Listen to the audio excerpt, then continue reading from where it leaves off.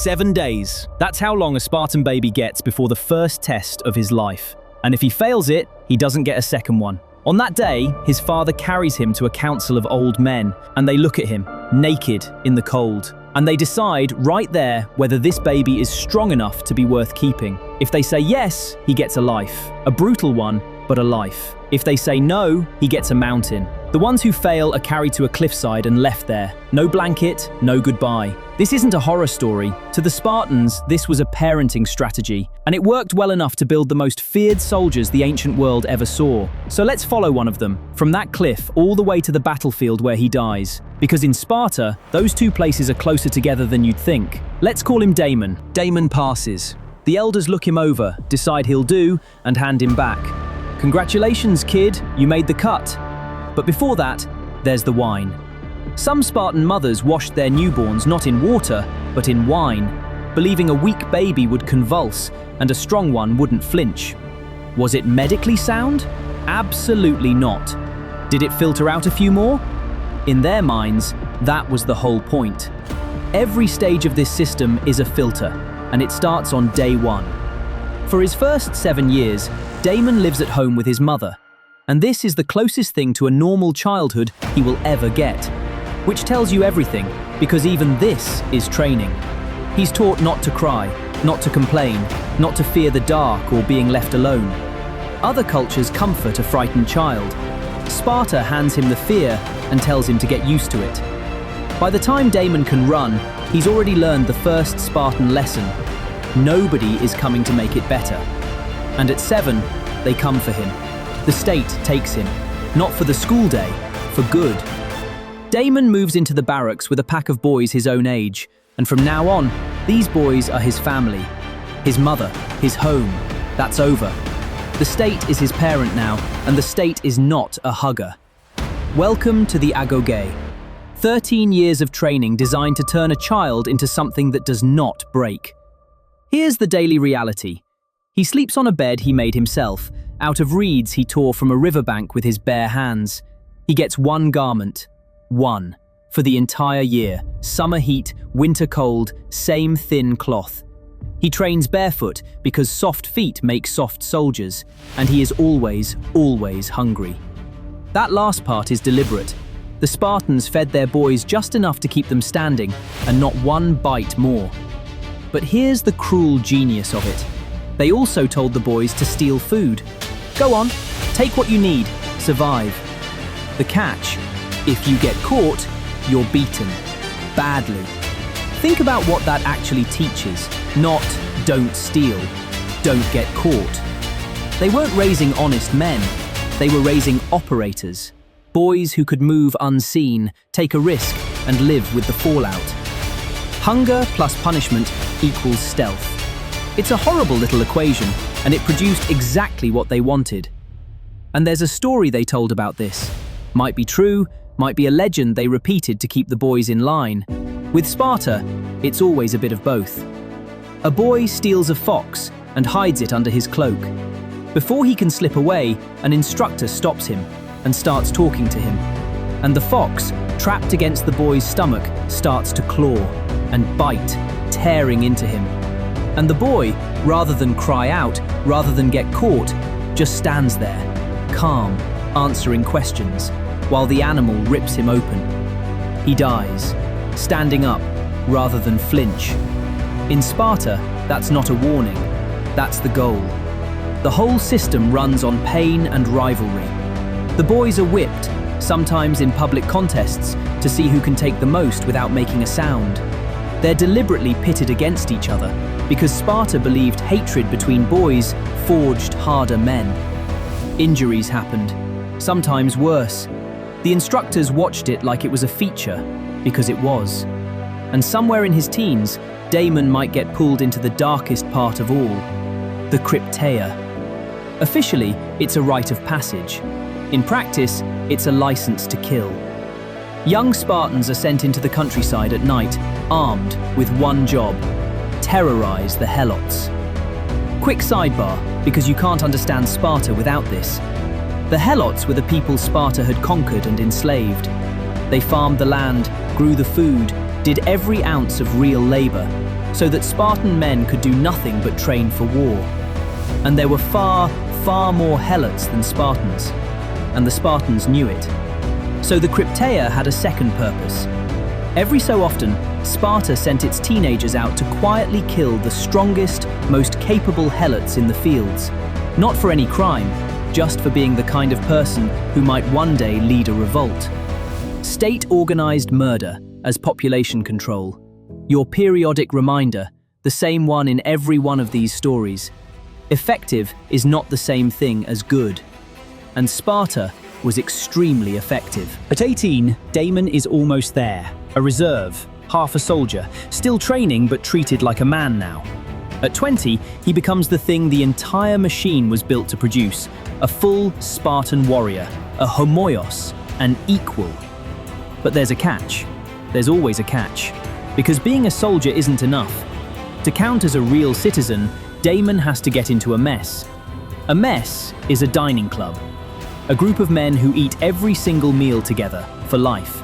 And to get in, every existing member has to vote yes. One no.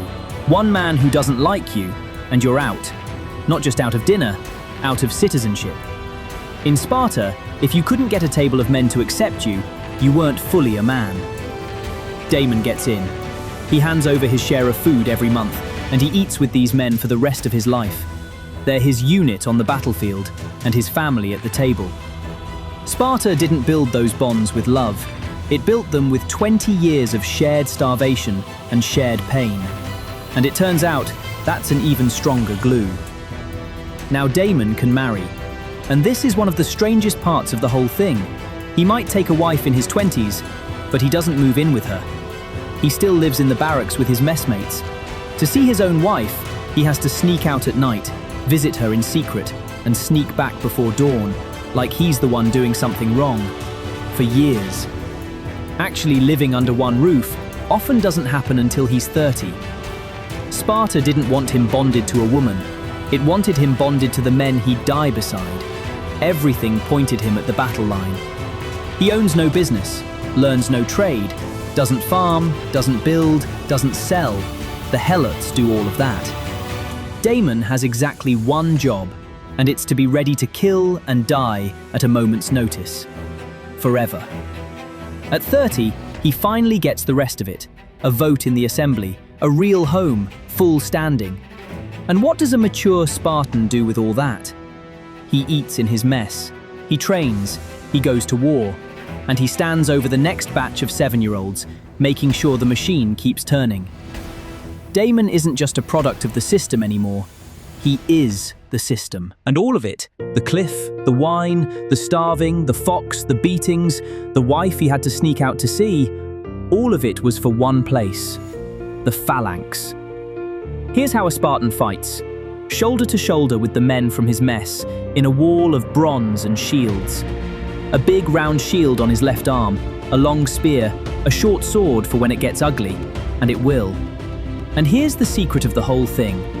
His shield doesn't just protect him, it protects the man on his left. Which means the wall only holds if nobody runs. One man breaks, the line opens, everyone dies. So every Spartan holds, not because he's brave exactly, but because 30 years of conditioning made running literally unthinkable, and because the men beside him are the same men he starved with at 7. That's why Spartans were terrifying. Not bigger, not stronger. They just did not break. Enemy armies would see that line coming and lose the battle in their own heads before the spears even touched. And when Damon marches off to war, his mother hands him his shield. And she might say the line Spartan mothers were famous for. 5 words. With your shield, or on it. Come home carrying this shield, having won, or come home dead, lying on top of it, carried by your friends. Those are the options. There is no third one where you drop the shield and run. A Spartan who did that came back to a special kind of hell, stripped of his rights, shamed in the street, untouchable. They had a name for him, a trembler. In Sparta, surviving as a coward was worse than dying as a soldier. That was the point of everything they'd done to him since he was a week old. So Damon does not run. Somewhere in his 40s, or 50s because Spartans served old, Damon marches to one last battle. Maybe against Thebes, maybe an old rival who finally caught Sparta at a weak moment. He's marched for days, slept rough, eaten almost nothing. He puts on the armor he's worn his entire life, finds his place in the line beside the same messmates, and waits. Then the two walls slam into each other, and there is nothing elegant about it. Spears snap, shields crack, men shove and stab, packed so tight you can't fall over even as you're dying. It's less a battle than a crush, a slow, grinding push where the winner is simply the side that refuses to take one step back. Damon holds. He's cut, maybe, stabbed, but he was trained since childhood to stay standing as long as his legs will hold him, and retreat is a word he was never allowed to learn. He holds the line for the man on his left, until a spear or a sword or a blow he never sees finds him.